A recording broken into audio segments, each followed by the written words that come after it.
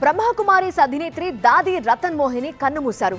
బ్రహ్మకుమారి సంస్థలో వేలాది మందికి సారథ్యం వహించి ఒక క్రమశిక్షణతో కూడిన జీవన విధానానికి ఆమె మార్గదర్శకులయ్యారు. బ్రహ్మకుమారి సంస్థ చీఫ్ అడ్మినిస్ట్రేటర్ దాది రతన్ మోహిని సోమవారం రాత్రి తుది శ్వాస విడిచారు. 100 ఏళ్ల వయసున్న దాది రతన్ మోహిని కొంతకాలంగా వృద్ధాప్య సమస్యలతో బాధపడుతున్నారు. గుజరాత్లోని అహ్మదాబాద్లోని జైడిస్ ఆసుపత్రిలో చికిత్స పొందుతూ కన్నుమూశారు. 1925లో జన్మించిన దాది 12 సంవత్సరాల వయసులో బ్రహ్మకుమారి సంస్థలో చేరారు. ఆమెకు చిన్నతనం నుంచే ఆధ్యాత్మికతపై ఆసక్తి ఉండేది. దీని కారణంగా ఆమె చాలా కాలం పాటు సంస్థకు సేవలందించారు. సంస్థ స్థాపనలో ఆమె ప్రధాన పాత్ర పోషించారు.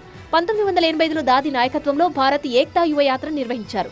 దాదాపు 12,550 కిలోమీటర్ల దూరం ప్రయాణించారు. అప్పటి రాష్ట్రపతి జ్ఞాని జైల్ సింగ్ కూడా ఈ పర్యటనలో పాల్గొన్నారు. ఈ యాత్రలో భారతీయ సంస్కృతి విలువల గురించి ఆమె ప్రచారం చేశారు. ఎన్నో దేశాలు పర్యటించిన దాది రతన్ మోహిని జాతి మతాలకు అతీతంగా ప్రజల్లో ఆధ్యాత్మిక చైతన్యం కలిగించి ఎందరికో మార్గదర్శకులయ్యారు. ఆమె అందించిన సేవలకు గాను ఎన్నో జాతీయ అంతర్జాతీయ పురస్కారాలు దక్కాయి. దాది రతన్ మోహిని మృతిపై ఏపీ సీఎం చంద్రబాబు సంతాపం వ్యక్తం చేశారు. ఆమె మరణం ఆధ్యాత్మిక ప్రపంచానికి తీరని లోటని వ్యాఖ్యానించారు. దాది రతన్ మోహిని సమాజానికి శాంతి, మానవత విలువలు అందించారని చంద్రబాబు అన్నారు. 140కి పైగా దేశాల్లో భారతీయ ఆధ్యాత్మికతను చాటారని, ఆమె ఆత్మకు శాంతి చేకూరాలని ప్రార్థిస్తున్నట్టు తెలిపారు.